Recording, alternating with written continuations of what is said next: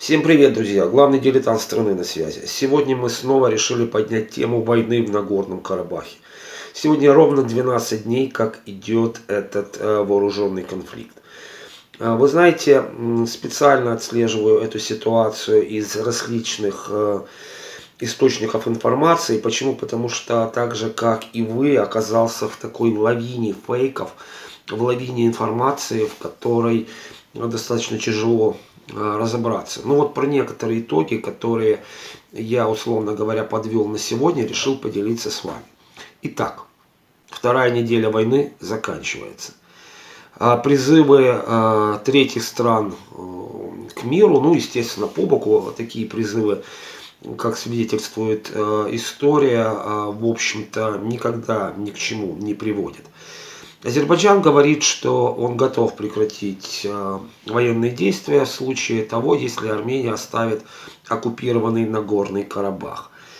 В Армении, в свою очередь, говорят, что готовы идти на уступки, но если Азербайджан тоже будет идти на уступки. Правда, тут какие уступки имеет в виду Ереван, не совсем понятно.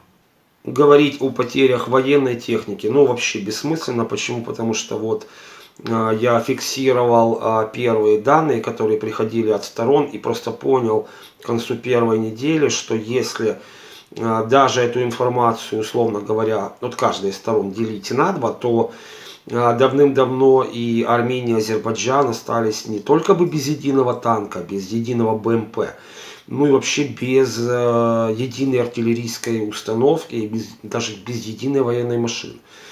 Поэтому всю эту информацию мы стали воспринимать, ну, исключительно как проявление пропаганды в ходе ведения войны. На сегодня столица непризнанного Нагорного Карабаха Степанакерт частично обесточена, по сообщениям армянских источников.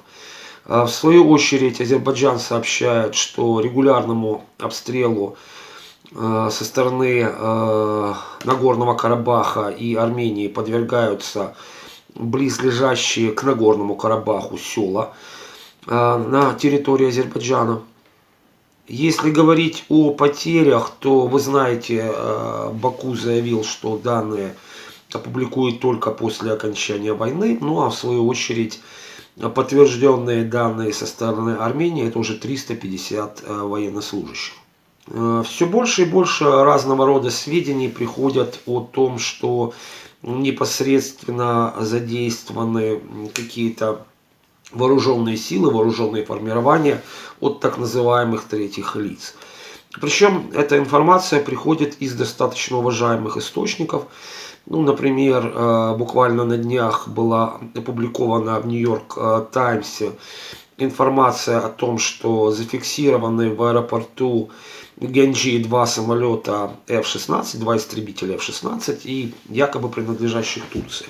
Но с другой стороны, вы знаете, Азербайджан и Турция никогда не скрывали того, что после проведения совместных учений, ну, перед началом войны, часть вооруженных сил Турции, прежде всего военная техника, осталась на территории Азербайджана якобы для того, чтобы принять участие в следующих учениях. Ну, вы знаете, тут может быть все что угодно, вопрос в другом. Принимают они активное участие в боевых действиях или нет?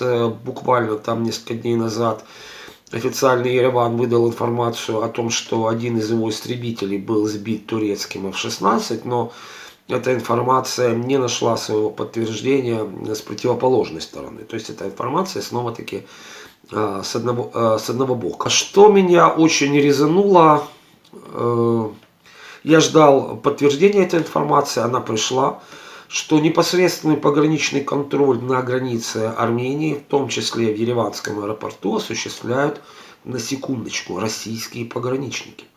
У кого-то еще есть вопросы, будет ли вовлечена Россия в этот конфликт непосредственно и на чьей стороне она выступит?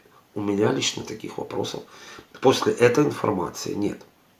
Все чаще начинает разыгрываться курдская карта. Очевидно, обе стороны будут ее, что называется, педалировать. Есть совместные заявления, вернее, ну как не совместные, а заявления одной и другой стороны, что против них воюют так называемые курдские боевики.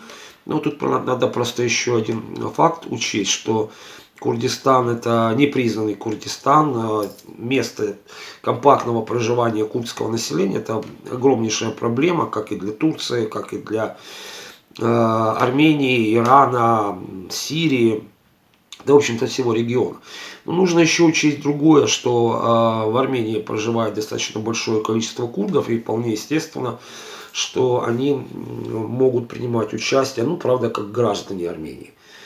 Еще, конечно, война патриотизма в обоих странах на сегодняшний день зашкаливает, что, в общем-то, достаточно естественно.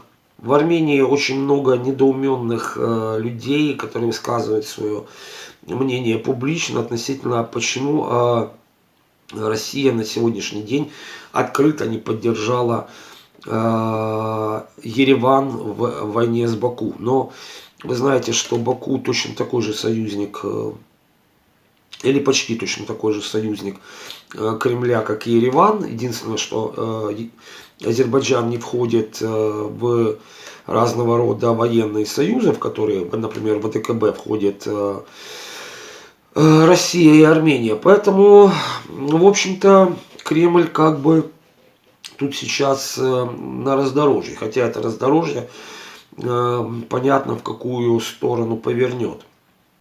Российские политологи буквально ломают копья, и вы знаете, что российская так называемая интеллигенция всегда поддерживала армянскую сторону в этом противостоянии.